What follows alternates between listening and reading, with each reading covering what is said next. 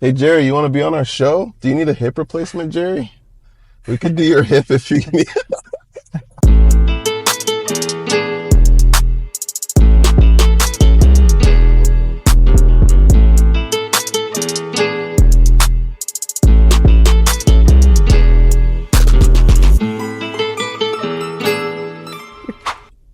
No, so this is, hey, what's up?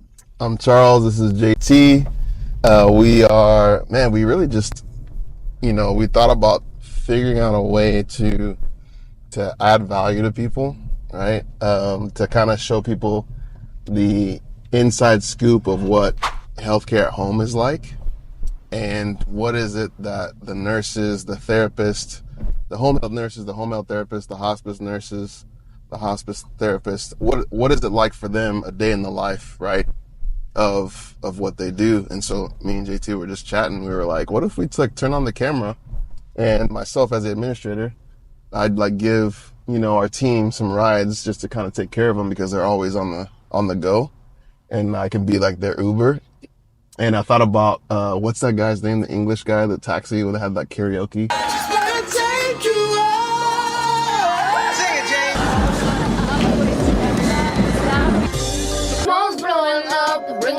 Oh, yeah. What's his name? Steve, Cardone? Something? yeah. No, not Greg Cardone. Or like carpool karaoke. carpool karaoke. Like everyone knew that because it was fun. They just had a good time.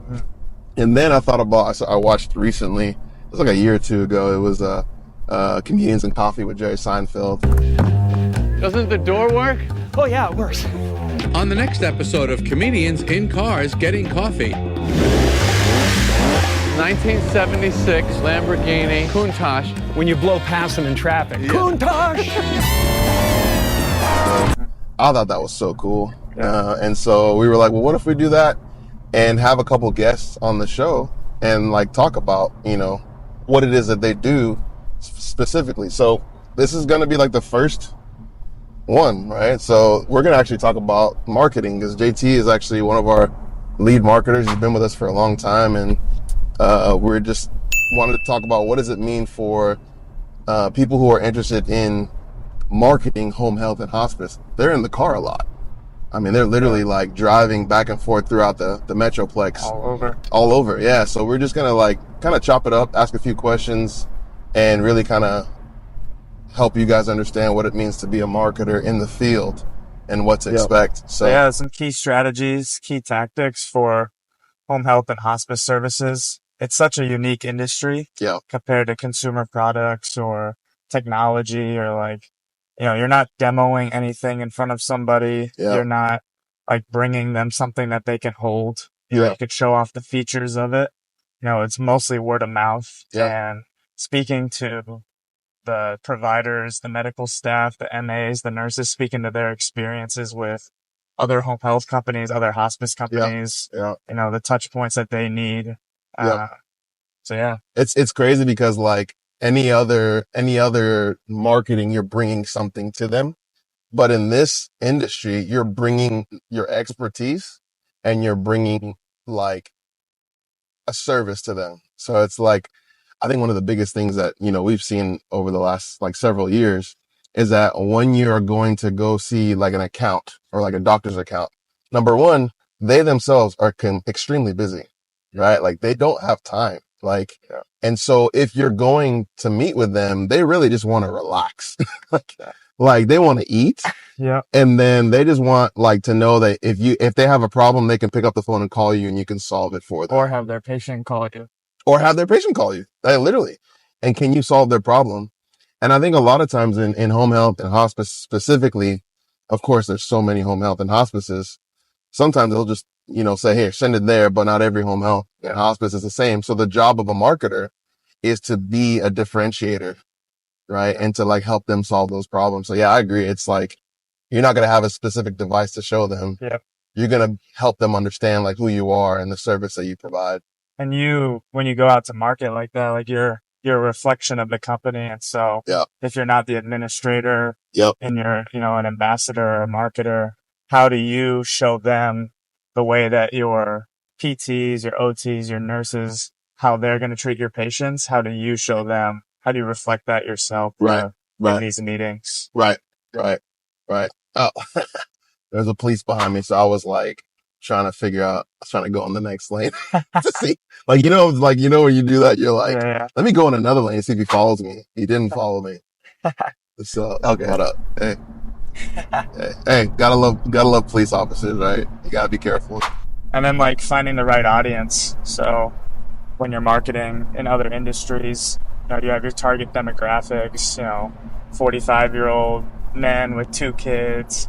In this industry, when you're looking for the right demographic, there's patient demographic, but then there's also practice demographic. Yep. So what types of clinics, what insurance do they take, what's the demographic of the people that they serve. And sometimes that data, that information can be hard to find, like how often they use hospice, how often they use home health. That's not something that's posted online. It's not, That's something you find. Yeah. And I think that's the biggest thing is like, I think to be a great marketer, number one, you need to make sure you truly understand the person that you're going to like sell to. Like, what are their needs? What practice are they? Okay, it's a cardiology practice. Okay, what are their pain points? Okay, what do they struggle with in terms of their patients going back and forth to the hospital all the time? How can you become a solution for them, right? And studying that. If you're brand new into home health and hospice, it's a lot of studying. It's learning, it's reading, it's going through even the clinical charts of your company to figure out and understand, oh wow, this patient was served by this doctor and this was the outcome. Yeah. It's like going to school again. Yeah.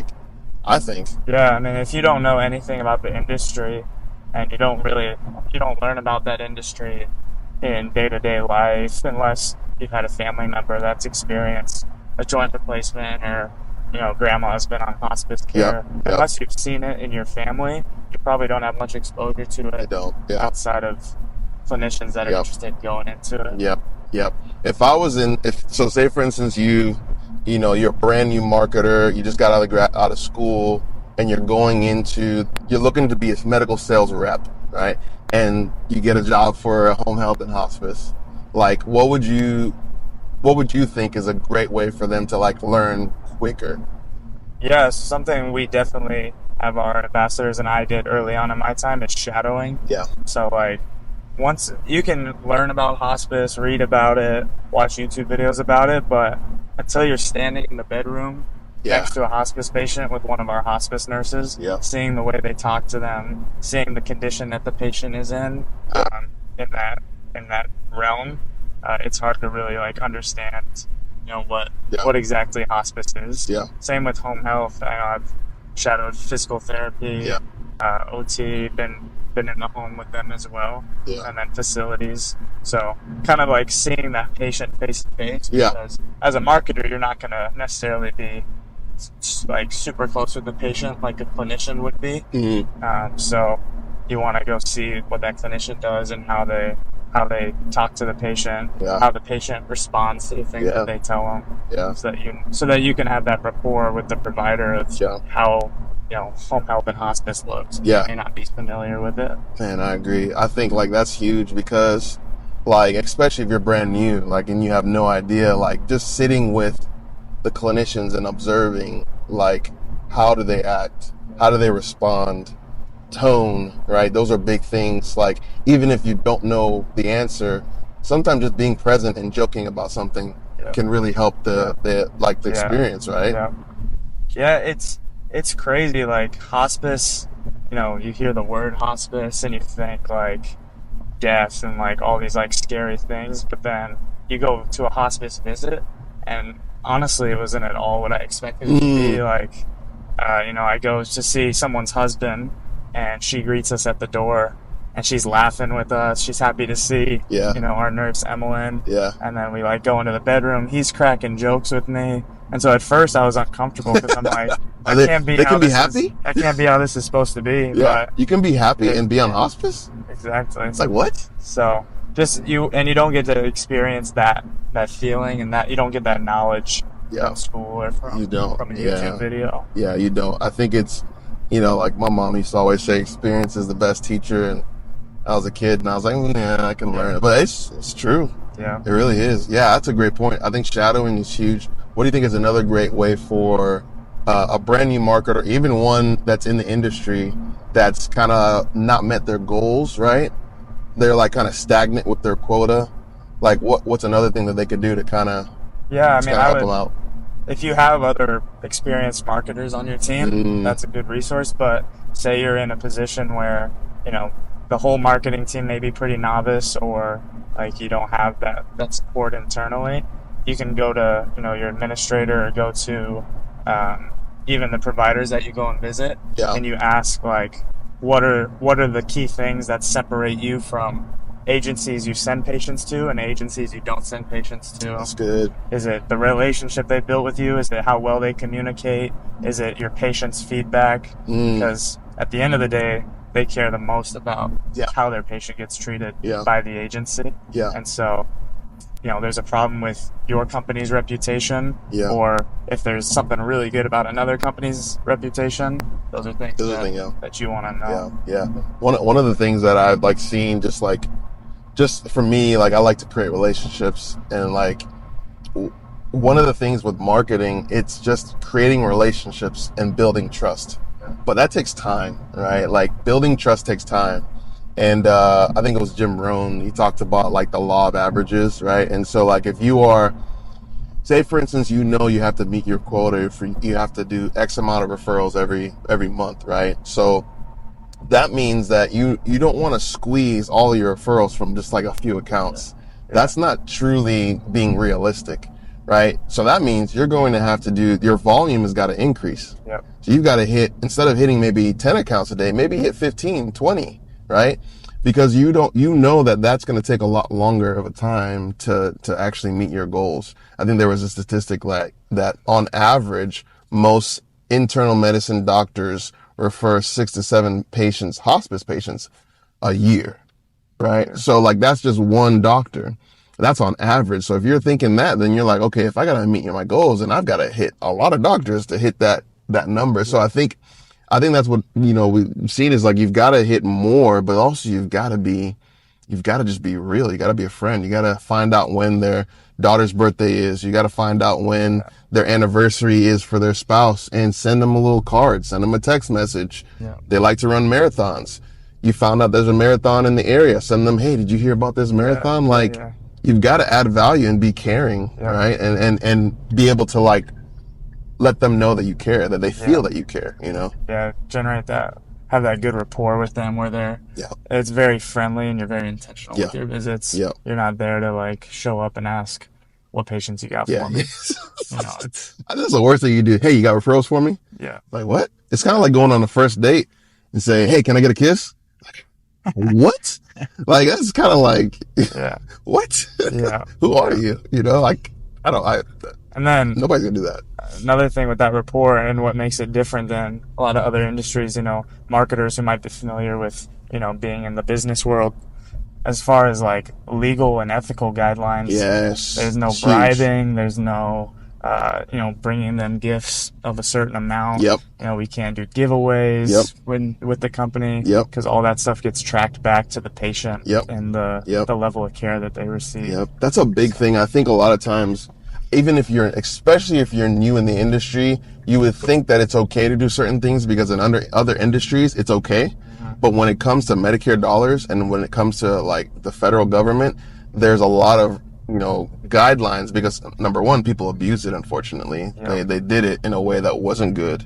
But number two is like, if you don't follow these guidelines, you can get in trouble. So you've got a couple of them. You've got the anti-kickback law. You've got the Stark law, right? You've got all these laws that if you don't know them very well, and if you don't realize and abide by them, then you can get in trouble. You know, there's a lot of people who actually do wrong, but over time they'll get caught and so you stay the straight and narrow, do what's right, do what's ethical.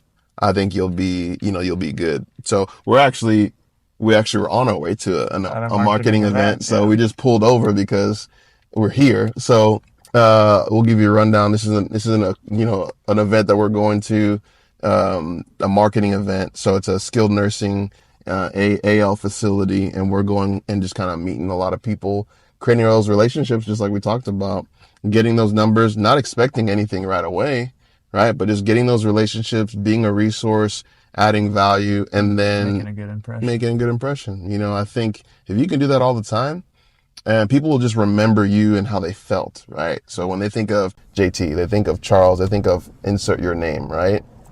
They want to feel like, man, this person was great. It made me smile, made me happy, and added value. If you could do that. And then insert your company. That's it. Charlin made me happy. Charlin made me smile. That's it. That you're the first face that they see. So if you're able to do that, you're winning. So sweet.